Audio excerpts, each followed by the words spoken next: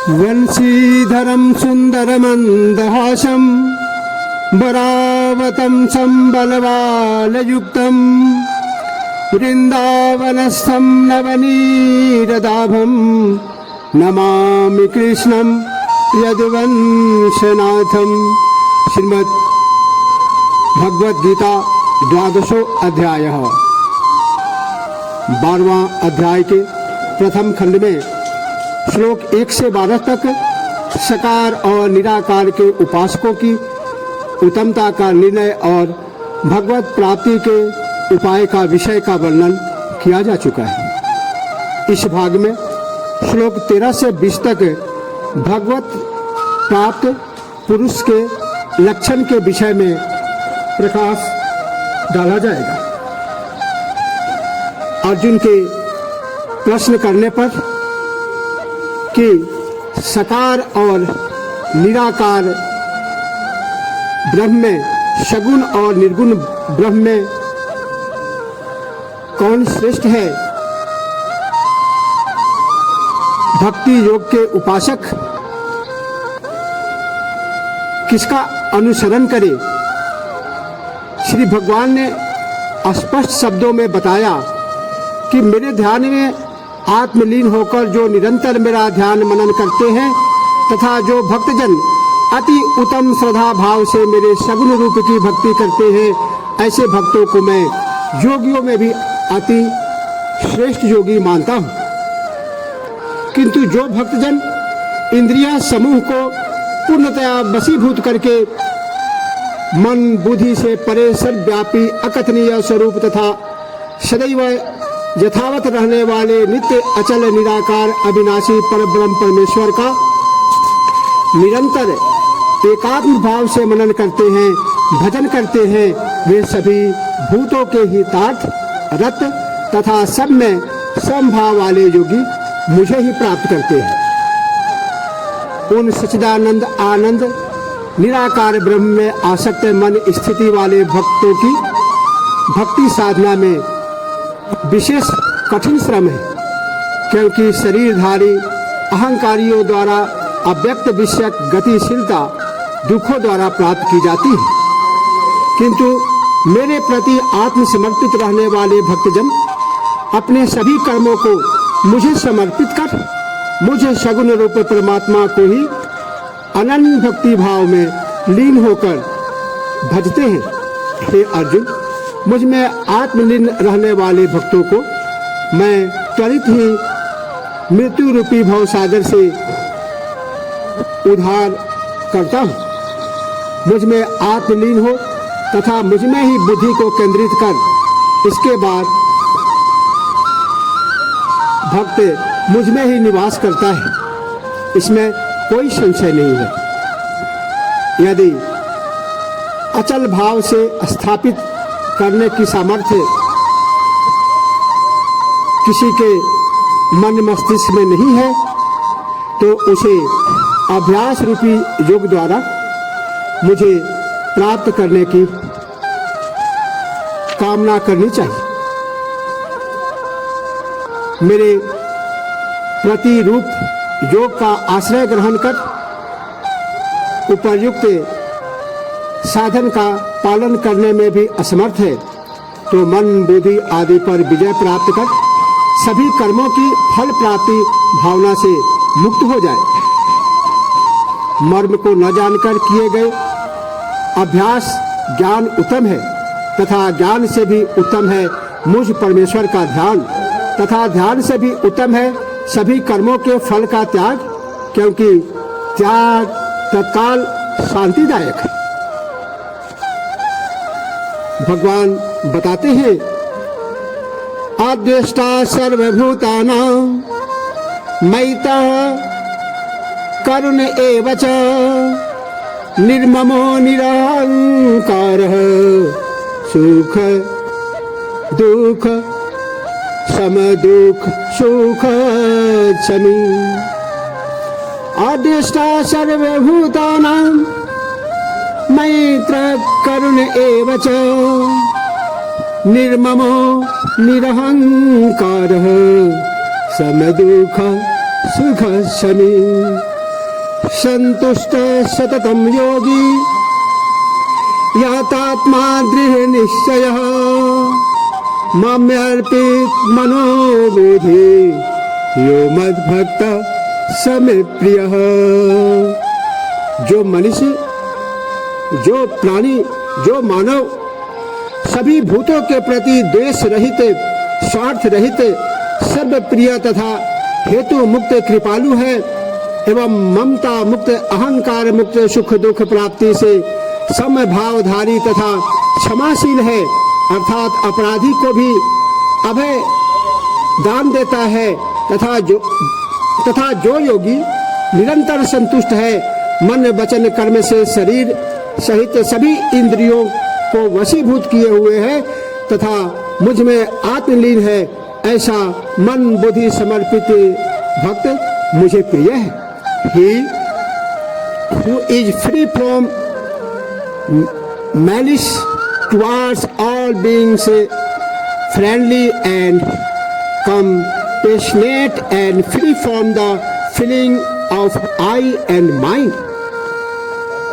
balanced in joy and sorrow, forgiving by nature, ever content and mentally united with me, any who has subdued his mind, senses and body, has a firm resolve and has surrendered his mind and reason to me, that devotee of mine is dear to me. जस्मानो द्विजते लोको लोक no द्विजते चयः हर्षामर्ष भयो दिगै मुक्तो य सच में प्रियः। जिसके द्वारा कोई भी जीव उद्वेगित नहीं होता है तथा जो किसी अन्य जीव द्वारा स्वयं भी उद्वेग को नहीं प्राप्त होता है तथा जो हर्ष विषाद ईर्ष्या द्वेष से रहित है, भय उद्वेग आदि से मुक्त है, वह भक्त मुझे प्रिय है। He is not source of annoyance to his fellow creatures, and who in his turn does not feel vexed with his fellow creatures, and who is free from delight and every perturbation and fear is dear to me. Anapeksha suchidaksha उदासीनो गतव्यथा सर्वारंभ परित्यागी यो मद्भक्त समे प्रिय। जो पुरुष कामना आकांक्षा से मुक्त, बाह्य एवं आंतरिक रूप से शुद्ध, बुद्धिमान, निष्पक्ष, दुखों से मुक्त, ऐसा सभी प्रारंभों का त्यागी भक्त मुझे प्रिय है। He who expects nothing, who is both internally and externally pure, is wise and impartial and has risen above all destruction, and who renounces the sense of doership in all undertaking, such a devotee of mine is dear to me. Yo na hrishyati na deshti, na sochati na kankshati, shubha shubha परित्यागी भक्ति मान्य समय प्रिय। जो अति हर्ष युक्त है, द्वेष मुक्त है, शोक मुक्त है, कामना मुक्त है तथा सभी शुभ अशुभ कर्मों को त्याग चुका है, ऐसा भक्ति युक्त भक्त मुझे प्रिय है। He who neither rejoices nor hates, nor grieves, nor desires, and who renounces both good and evil action and is full of devotion is dear to me. Sama शत्रौ च मित्रे च तथा मानपमानयोः शीतोष्ण सुख दुःखेषु समसंग विवर्जितः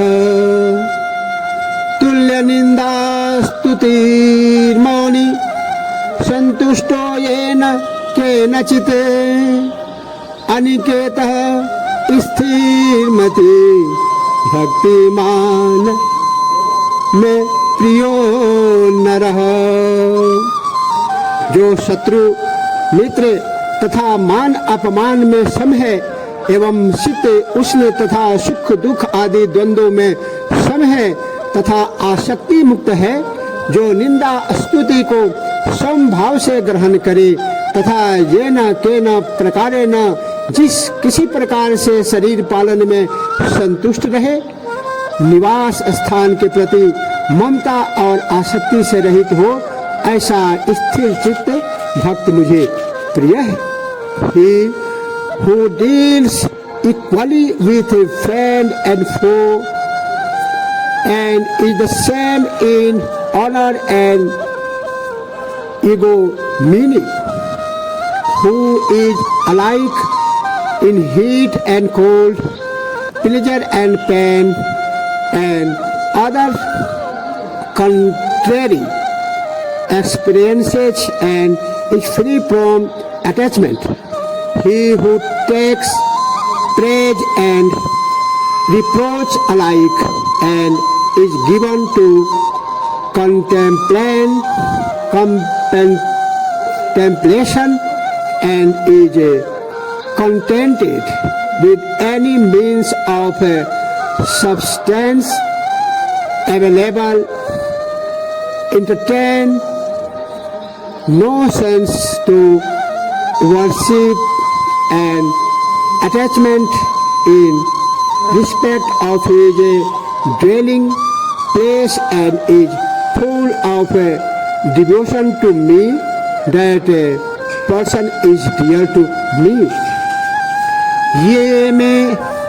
ये तु धर्मामृतमिदं यथोक्तं पर्युपासते श्रद्धाना मत्परमा भक्तास्तेतीव मे प्रियः। किंतु जो श्रद्धालु भक्त मेरे प्रति समर्पित होकर इस ऊपर कहे हुए धर्म रूपी अमृत को निष्काम प्रेम भाव से प्राप्त करता है, वह भक्त मुझे अति प्रिय है। Those devotees however who partake in a disinterested way of this nectar of pious wisdom set forth above, endowed with faith and solely devoted to me, they are extremely dear to me. इति श्री योग शास्त्रे श्री कृष्ण अर्जुन संवादे भक्ति योगो नाम 12वां अध्याय।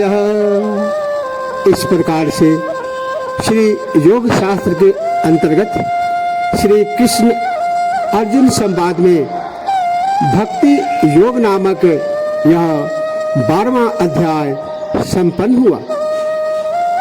भगवान श्री कृष्ण की कृपा सभी जनमानस पर सदैव बनी रहे, इसी प्रार्थना के साथ जय श्री कृष्ण। तत्पुरुषाय विद्महे नारायणाय धीमहि तनो कृष्ण प्रचोदयात्। किरीट दक्षिणं गदिनं चक्रहस्तम् इच्छामि तां द्रष्टुमहं तथैव तेनैव रूपेण चतुर्भुजेन सहस्रबाहो भव विश्वमूर्तिः सहस्रबाहो भव विश्वमूर्तिः। ओम श्री कृष्णाय नमः।